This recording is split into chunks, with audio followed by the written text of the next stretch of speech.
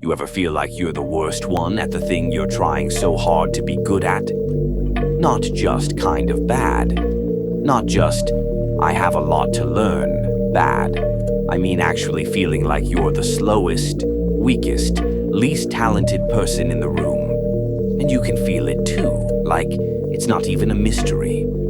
You notice the way other people pick things up in minutes that take you hours.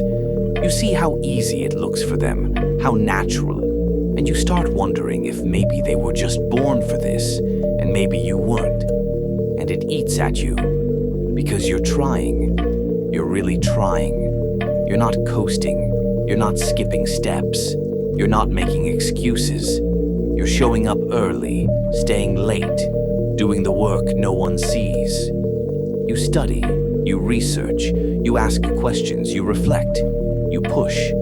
But no matter how hard you go, you feel like you're just barely holding on while everyone else is already ahead. It makes you question everything. Like, is effort even enough? What's the point of grinding if you're still at the bottom?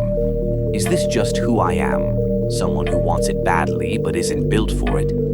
You start to overthink. Every mistake feels heavier. Every failure feels like proof that you're not good enough. Even when people say it's part of the process, you don't believe it.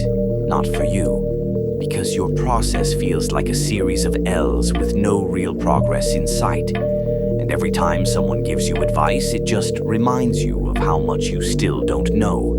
You look around and start comparing, something you try not to do, but let's be real, it's human. You see someone who started after you and they're already better. Or someone who does half the work but somehow always shines. You begin to think, maybe they just have that thing I don't. Talent, confidence, luck, some kind of hidden advantage. And you feel like you're just dragging yourself through mud hoping someday it'll turn into something. You replay your bad moments over and over. That time you messed up in front of people. That time your idea got ignored.